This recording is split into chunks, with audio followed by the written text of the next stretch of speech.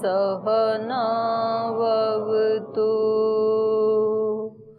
सहनौ भुनक्तु सह वीर्यं करवावहै तेजस्विनावधीतमस्तु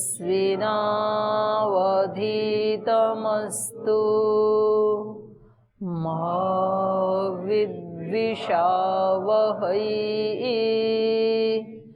ओम शांति शांति शांति।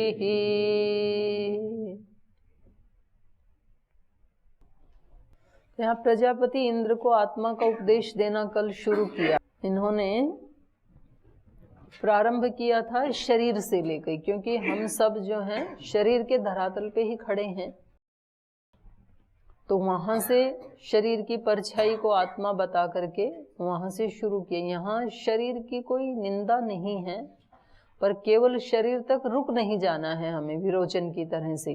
शरीर को भी ठीक रखना है, शरीर की परछाई तो वैसी होगी जैसा शरीर होगा। फिर उसके बाद हमारा सुषुप्ति जागरण भी सुंदर होना चाहिए, आत्मा से युक्त होना चाहिए, और स्वप्न और सुषुप्ति भी सुंदर होनी चाहिए, क्योंकि जीवन का आधा भाग तो सोने में ही बीत जाता है।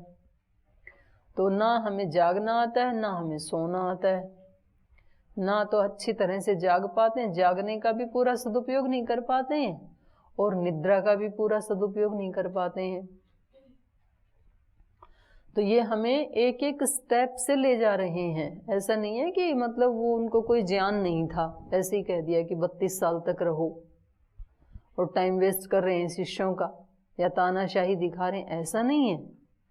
वो बहुत बारीकी से जीवन की एक एक चीज समझाना चाहते हैं, क्योंकि उनको दिख रहा था कि इंद्र ऐसा शिष्य है जो आने वाली अनेकों पीढ़ियों के लिए एक आदर्श बन सकता है। तो फिर उसके ऊपर तो उतना ही पुरुषार्थ किया जाता है ना। तो इसलिए इन्होंने एक एक अवस्था को, पहले जागृत अवस्था को लिया, फिर इस शरीर को खिलाना पिलाना सजाना कपड़े पहनाना वहां से लिया, फिर इसका स्वप्न अवस्था को, फिर सुषुप्ति को, और उससे भी आगे है आत्मा। तो इन तीनों के भी पार अवस्थातीत, तो उसका उपदेश चल रहा था। तो पीछे वाले में से आपका कोई जिज्ञासा है तो पूछ लीजिए, कोई प्रश्न है तो। प्रणाम दीदी। जी दीदी जी, यहाँ पर आप ले लो आगे। पिछले मंत्र में आया है यत्र एतत् सुप्तः समस्तः संप्रश्नः स्वप्नं न विजानीयात् एषः संप्रसन्न। यहाँ पर जो ये आत्मा का लक्षण बता रहे हैं या फिर आत्मा है, इसके प्रमाण बता रहे हैं? आत्मा की स्थिति बता रहे हैं कि कैसा हो जाता है सुषुप्ति अवस्था में। अच्छा, दूसरा प्रश्न ये है कि ये आ गया पूरा, जल्दी आ गया आपको। तो स्थिति मतलब इसका विस्तार में जानना चाह रहे हैं। कैसा होता है रोज सोते हो तब आत्मा की सारी शक्तियां कैसे हो जाती हैं, अभी कैसी हैं इस समय? अभी क्रिया रूप में है, अभी बिखरी हुई है ना आत्मा की शक्तियां। आंख में लगी हुई हैं, कान में लगी हैं, सुन रहे हैं, आंख से देख रहे हैं, कानों से सुन रहे हैं, वाणी से बोल रहे हैं, मन से मनन कर रहे हैं, शरीर को बिठा रखा है, तो उसमें भी तो शक्ति लगती है। सोए हुए व्यक्ति को नहीं बिठा सकते, लुढ़क जाएगा वो। तो अभी सारी शक्तियां क्या हैं, अपने अपने काम में लगी हैं, बिखरी हैं, और जब सो जाते हैं तब क्या होती हैं, सारी समस्त हो जाती हैं, एक जगह इकट्ठी हो जाती हैं। तो दोनों स्थिति अलग हुई ना, जागृत और सुषुप्ति। ओम दीदी प्रणाम। दीदी यार जब बोल रहे हैं कि जो शरीर भाव से ऊपर उठ जाता है उनको सुख दुख का अनुभव नहीं होता, तो उनको कट जाने से जलन जाने से उनका अनुभव नहीं ऐसे कहाँ कहा था सुख दुख का अनुभव नहीं होता है? ऐसा तो कल न स्पृशतः ऐसे कहा था, स्पर्श नहीं करते, अनुभव क्यों नहीं होगा? कोई दिमाग खराब थोड़ी होता है। सुख दुख से सुखी दुखी नहीं होता है। कटेगा, भूख लगेगी तो उसको पता लगेगा भूख लगी है, पर भूख के कारण हाय तौबा नहीं मचाएगा, आपकी तरह घड़ी नहीं देखने लगेगा। अनुभूति तो होगी, क्यों नहीं होगी? वो तो और ज्यादा संवेदनशील होता है योगी तो। लेकिन ये कह रहे थे कि जब शरीर भाव से ऊपर उठ जाएगा तो वो उसके ऊपर हावी नहीं होंगे सुख दुख, बल्कि ये योगी सुख दुख के ऊपर हावी हो जाएगा। उल्टा है ना, दोनों में से एक तो किसी पे हावी होगा। तो अभी हमारे ऊपर कोई मुसीबत आती है तो वो मुसीबत हमारे लिए कितनी बड़ी हो जाती है, वो सुरसा के मुंह जैसे हो जाती है। हमें लगता है कि इससे मैं अब नहीं निकल पाऊंगा, मैं तो दब गया, मैं तो मर गया, बिल्कुल जान निकली जा रही है मेरी। हम तो छोटे ही उसको बड़ा बना लेते हैं, बुखार हो गया उसी में ही मतलब परेशान हो जाते हैं, कुछ और हो गया, अपमान हो गया, तो उसमें व्यक्ति की हालत कैसी होती है कि अब नहीं उठा जाएगा, अब तो मैं मुंह ही नहीं दिखा सकता हूँ, बाहर ही नहीं निकल सकता हूँ अब तो उस समस्या को इतना बढ़ा लिया हमने। और दूसरे जो हैं वो समस्या पे हावी हो जाते हैं। वो ठीक है, ऐसे भी होता है संसार में, आगे क्या करना है, आज क्या करना है, क्योंकि कल जो हुआ था वो अब कितना भी मैं चिंतन मनन करके उसको चेंज नहीं कर सकता हूँ। कल जो हुआ उसको नहीं बदला जा सकता है, तो अब आज वाला टाइम खराब क्यों करना है उसके बारे में सोच के। आज समझ में आया ना मेरे को कि वो गलत था, ये सही है, तो आज सही कर लूं, कल वाले को तो नहीं बदला जा सकता है। तो ये समस्याओं के ऊपर हावी होता है, सुख दुख के ऊपर ये हावी हो जाता है योगी। और योगी नहीं है तो सुख दुख हमारे ऊपर हावी होंगे, आत्मा के ऊपर हावी होंगे। ठीक है, हाँ जी। ओम दीदी प्रणाम। आत्मज्ञान प्राप्त करने के लिए पात्रता जो है कर्म है कि उपासना है? और तीसरा भक्ति भी तो है। भक्ति, हाँ, तो उसको क्यों छोड़ दिया? यानी उपासना ही तो भक्ति है ना? उपासना कर्म और दो ही बोले आपने, ज्ञान छोड़ दिया। ओ ज्ञान, तीन है ना जी। ज्ञान कर्म उपासना, उपासना और भक्ति तो एक ही है जी। तो तीनों चाहिए। नहीं, मेरे कहने का मतलब कि इसमें कर्म आधार माना, मतलब उसका बेस मान के चले, तीनों तो बेस हैं, तीनों मानना पड़ेगा। और तीनों अलग नहीं है, एक ही हैं तीनों मिलके ना। जी। जैसे लाइट के लिए वो वायर आती है ना, तो उसमें तीन होते हैं छोटे छोटे तार, और तीनों को मिलके एक ही बनता है। जी। सत्वरज तम प्रकृति के तीन गुण हैं, तीनों गुणों को मिलके एक प्रकृति बनती है, तीन नहीं है। तो ज्ञान कर्म उपासना तीनों ही आधार हैं ईश्वर प्राप्ति के। ज्ञान होगा तो ही आप ठीक से कर्म कर पाएंगे, और कर्म आप तब ठीक से कर पाएंगे जब आपकी ईश्वर के प्रति भक्ति होगी। जी। तो तीनों एक दूसरे के साथ मिले हुए हैं, और जब आप अच्छे कर्म करेंगे और ईश्वर के भक्त होंगे तो आपके ज्ञान की भी वृद्धि होगी। और हाँ, ओम दीदी जी प्रणाम। ये शरीर भाव से ऊपर उठ जाना बताए थे कल, तो इसमें कहा गया था कि ये बंधु बांधव और जाति भी और लोगों के उससे याद नहीं रहता उनको करके। याद नहीं रहता? हाँ। कहाँ कहा? ये मैंने पढ़ा है इसमें बुक में, उसी के ये बाद तो कहा इन्होंने, स्मरण कहा, उनका चिंतन करते हुए भी। आपने तो उल्टा पढ़ लिया फिर, देखो ना, ये नोपजनम स्मरण, उपजन को, अपने उपजनों को स्मरण करता हुआ, माने उपजन का मतलब तो वैसे प्रयोग करने वाले जो उपकरण हैं उनको कहते हैं, उनको स्मरण करता हुआ भी। जक्षत क्रीडन रममाण स्त्री भी यानैर्वा, बंधु बांधवों के साथ रमण करता हुआ, अपने साधनों के साथ रमण करता हुआ, ज्ञाति भी वा उपजन स्मरण इदम शरीरम, उनको स्मरण भी कर रहे हैं ना तो भी लिप्त नहीं होता है। इसमें मैंने पढ़ा तो इसमें ये लिखा था कि उस बंधु बांधव और वहाँ के लोग उनको याद नहीं रहते, ऐसा नहीं कह रही। संस्कृत पढ़ो ना, सरल ही तो संस्कृत है इसकी। तो ये तो कह रहे हैं कि ये सब क्रिया करते हुए भी, देखो आगे जो लास्ट पंक्ति में जो उदाहरण दिया है ना, इसको पढ़ो आप। इदम शरीरम स यथा प्रयोग्य आचरणे युक्त, जैसे प्रयोग्य मतलब प्रयोग में आने वाले जो वस्तुएं, तो उस समय जो वाहन आदि था उसको इन्होंने लिया है प्रतीकात्मक रूप से। तो प्रयोग में आने वाला जैसे रथ। प्रयोग्य आचरणी, आचरण का अर्थ इन्होंने किया है कोई सवारी आदि ढोने वाली कोई रथ आदि। प्रयोग्य आचरणे युक्त, तो जैसे किसी सवारी आदि रथ आदि में एक घोड़ा होता है, वो तो चेतन है और रथ पीछे जड़ है, तो हम उन दोनों को अलग अलग देखते हैं ना, कि घोड़ा अलग है, चेतन अलग है, जड़ अलग है।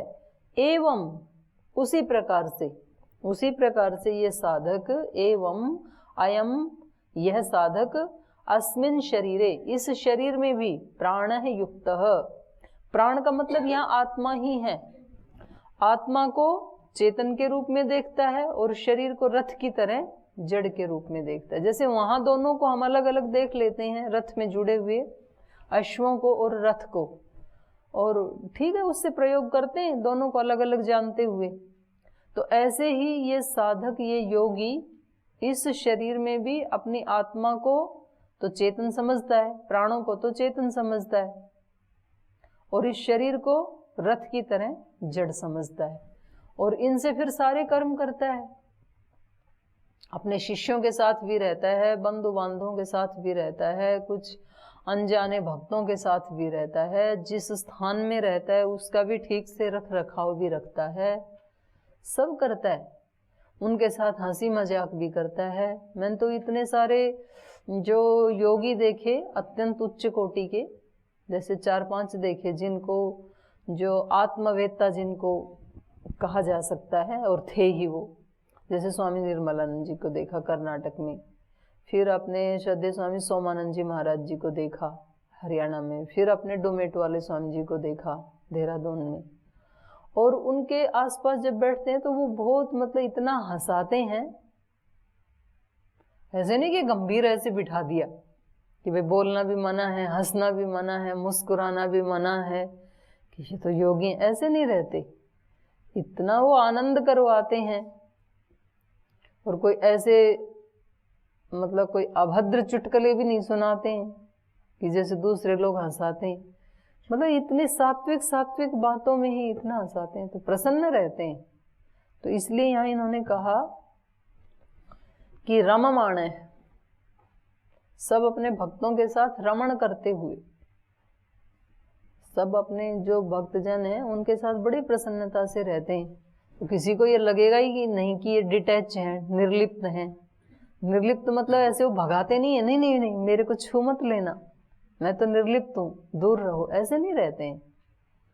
आपको तो लगेगा कि सबसे ज्यादा प्रीति करने वाले यही हैं, और वास्तव में प्रीति होती ही तब है। वो जो ज्ञान की चरम उत्कर्ष अवस्था है ना, उससे पहले तो प्रीति क्या होती है, वो तो मतलब लड़ाई झगड़े का काम होता है, अपेक्षाओं का काम होता है कि मैंने उस दिन तेरे लिए खाना ला के रखा तेरे कमरे में, और आज मैं थोड़ा सा स्नान करने के लिए चला गया तो तूने मेरे लिए रोटी भी नहीं रखी। ऐसे झगड़े होते हैं ना आपके, ऐसे ही संसार में भी होते हैं, घरों में भी होते हैं, पति पत्नी के भी होते हैं, सास बहू के भी होते हैं। बिजनेस व्यापार जैसे चलता है कि हमने आपके लिए ये किया तो आप इतना तो करो। तो विशुद्ध प्रीति तो योगियों की ही होती है, और इसीलिए सब आनंद मनाते हैं उनके पास। हो गया? ओम दीदी प्रणाम। जी दीदी, इसमें प्रजापति ने इंद्र से 3 बार 32 और 5 वर्ष करके 101 वर्ष तपस्या करवाई। हाँ, तो ये 101 संख्या ये कुछ विशेष है, क्योंकि लोक में कल तो बताया था, लोक में भी 101 को बड़ा शुभ मानते हैं। इसी शुभ वजह इसलिए मानते हैं ना, 100% समर्पण, कल तो बताया था। से बाहर जैसे लोक में राशि देखी जाती है, 101 शुभ मानी जाती है, तो वो इसी वजह से मानते हैं। तो उसकी खोज आप करके लाना भाई, मेरे को नहीं पता उसका। तो मतलब आगे इसलिए रखते हैं कि वृद्धि की तरफ होना चाहिए, वो रुक नहीं जाना चाहिए। विषम संख्या देते हैं ना किसी को, दान आदि जो देते हैं, तो 1111, 51, 21, 101, तो सम पे रुकना नहीं चाहिए, स्टॉप नहीं होना चाहिए, आगे वृद्धि की तरफ है। देने वाला, तो ये उसका मतलब होता है। हाँ, ओम प्रणाम दीदी।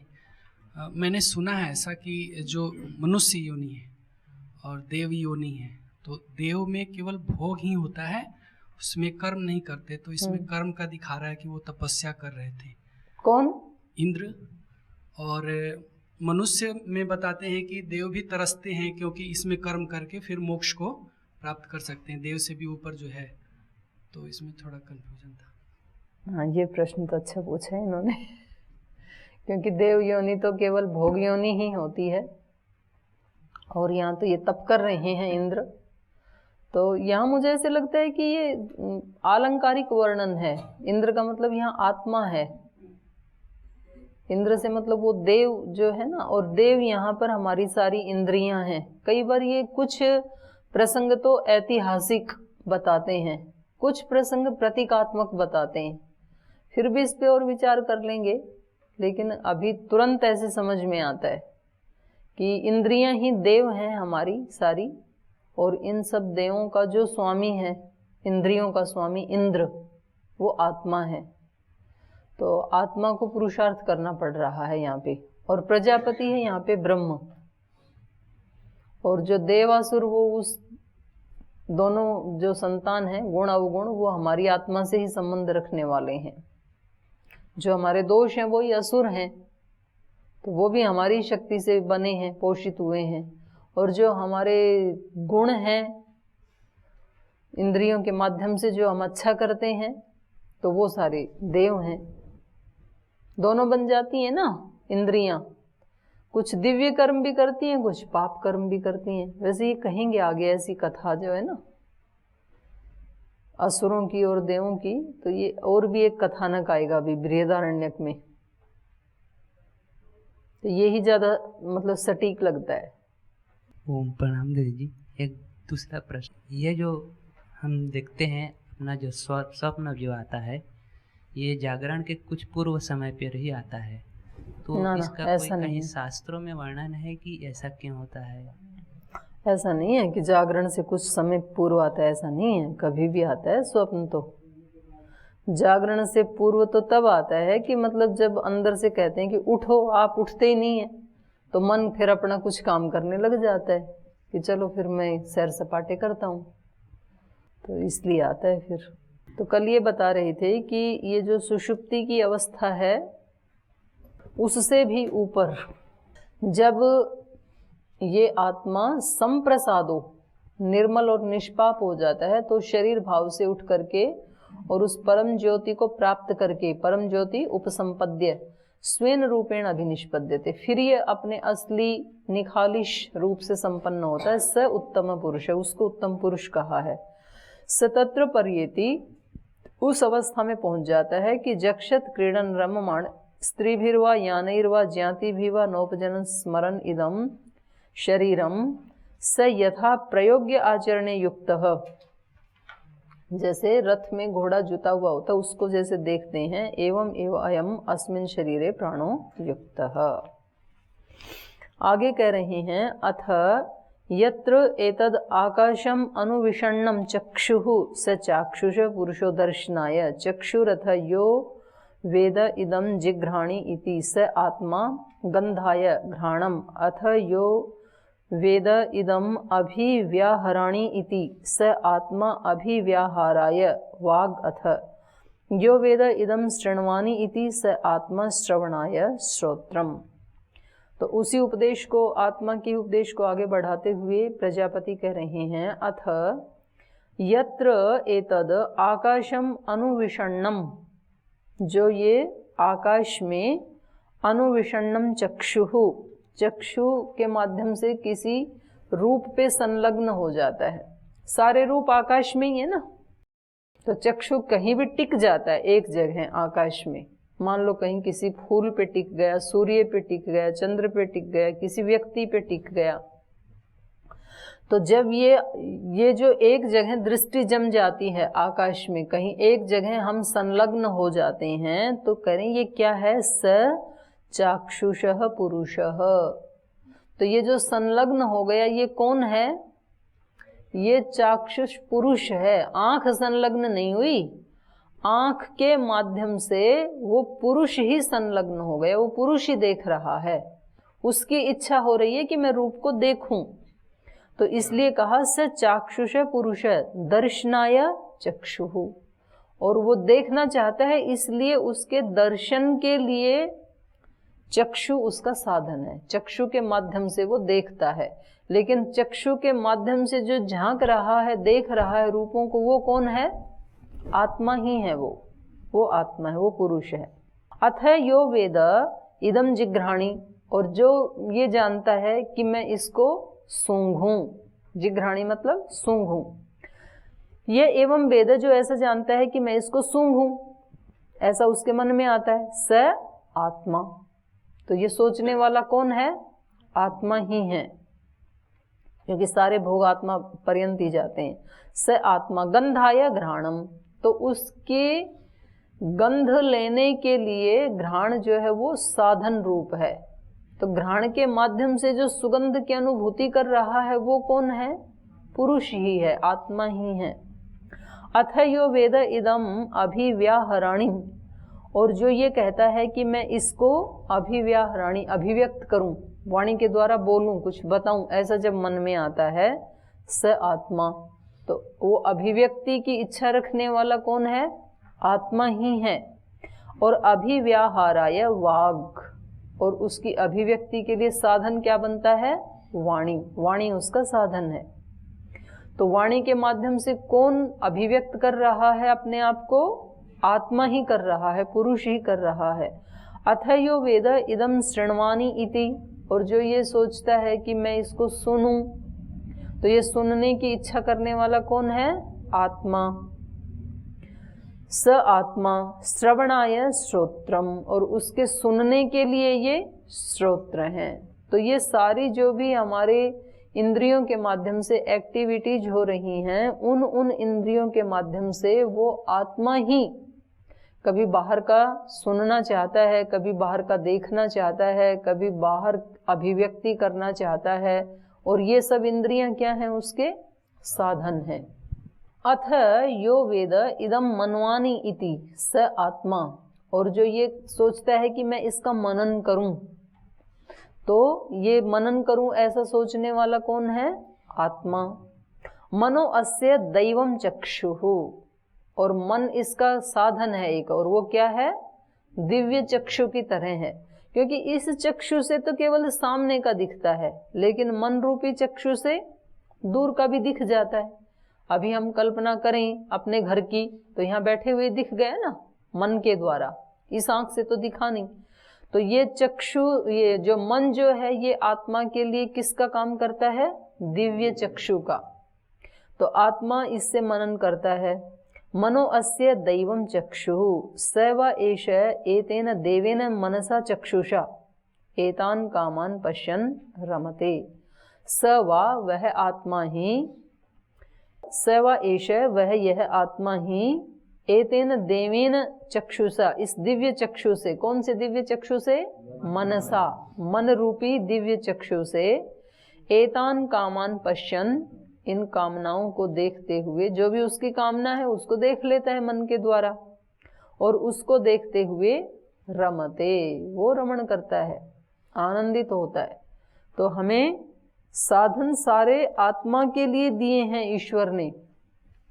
अब हमें ये तय करना है कि मुझे कौन सा रूप देखना है, कौन सा शब्द सुनना है, क्या अभिव्यक्ति करनी है, मन से मुझे क्या मनन करना है, इस दिव्य चक्षु का सदुपयोग किस में करना है। तो हम कोई ऐसा चिंतन भी कर सकते हैं कि जिससे हमें बहुत आनंद मिले, और हम ऐसा चिंतन भी कर सकते हैं जिससे कि हमें आंख में आंसू आ जाए। तो वो हमारे ऊपर निर्भर करता है। ये सब हमारे साधन हैं। आंख अपनी इच्छा से कुछ भी देख ले ऐसा नहीं है, जो हम चाहते हैं वो आंख देखती है। आंख के माध्यम से मतलब हम ही देखते हैं। तो यहाँ आत्मा को सर्वोत्कृष्ट बताया है, और आत्मा के ये सब साधन हैं।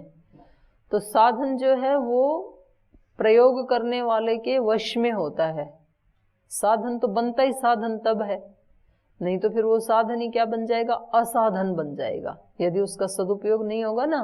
तो उल्टा साधन बन जाएगा असाधन, और ये सारे हमारे साधन हैं। तो भगवान ने तो ये साधन हमें दे दिए, अब हम उसका सदुपयोग कैसे करें ये हमारे वश में है। आगे, ये एते ब्रह्मलोके तम वा एतम देवा आत्मानम उपासते तस्मात् तेषां सर्वे च लोका आत्ताः सर्वे च कामाः सर्वांश्च लोकान् आपनोति सर्वांश्च कामान् य तम आत्मानम अनुविद्य विजानाति इति ह प्रजापति उवाच। प्रजापति उवाच, ये तो शुरू में उद्घोष किया था जो आपने आज पढ़ा है ना, तो वही अब उसको दोहरा रहे हैं। यह एते ब्रह्मलोके, तो एते ब्रह्मलोके, इस ब्रह्मलोक में यह, यहाँ पर ये को यह बन गया, ये देवा जो देव, जो देवगण, ये देवा जो देवगण, एते ब्रह्मलोके इस ब्रह्मलोक में, तम आत्मानम उपासते उस आत्मा की ही उपासना में लीन रहते हैं। ब्रह्मलोक कौन सा है, ये शरीर को ही ब्रह्मपुरी बताया था ना शुरू में, तो इस शरीर में रहने वाले उस आत्मा को ही आत्मानम उपासते, उसी की उपासना करते हैं, उसी में तल्लीन रहते हैं, उसी में संलग्न रहते हैं। तो उस आत्मा की ही उपासना करने से, उसी में लीन रहने से, तेषाम सर्वे च लोका आत्ताः, आत्मा की प्राप्ति से उनको सब लोगों की प्राप्ति हो जाती है। सर्वे च लोका आत्ताः, सारे लोग उसको प्राप्त हो जाते हैं। सर्वे च कामाः, सब कामनाएं उसकी पूरी हो जाती हैं। सर्वांश्च लोकान आपनोति, सब लोगों को वो प्राप्त कर लेता है। सर्वांश्च कामान, सभी कामनाओं को प्राप्त कर लेता है। कौन? यह तम आत्मानम अनुविद्य विजानाति इति, जो उस आत्मा को खोज करके विशेष रूप से जान लेता है, तो उसको सब कुछ प्राप्त हो जाता है। इति है प्रजापति उवाच। प्रजापति, तो इसलिए मैंने वो उद्घोष किया था। प्रजापति आत्मा का उपदेश दे रहे हैं ना, तो उसको अपने शुरू वाले उद्घोष को फिर से दोहरा दिया कि इसलिए मैंने वहां पर ऐसा उद्घोष किया था। तो इन्होंने तो 101 वर्ष तक तप किया, तब तो इनको इंद्र को मिला। आपको तो 3-4 दिन में ही मिल गया बिना ही तप किए, है जी? ये कौन सी है? अपरा। और इन्होंने कौन सी पाई? हाँ हाँ, ठीक। चलिए, अब यही समय हो गया, पाठ को विराम देते हैं।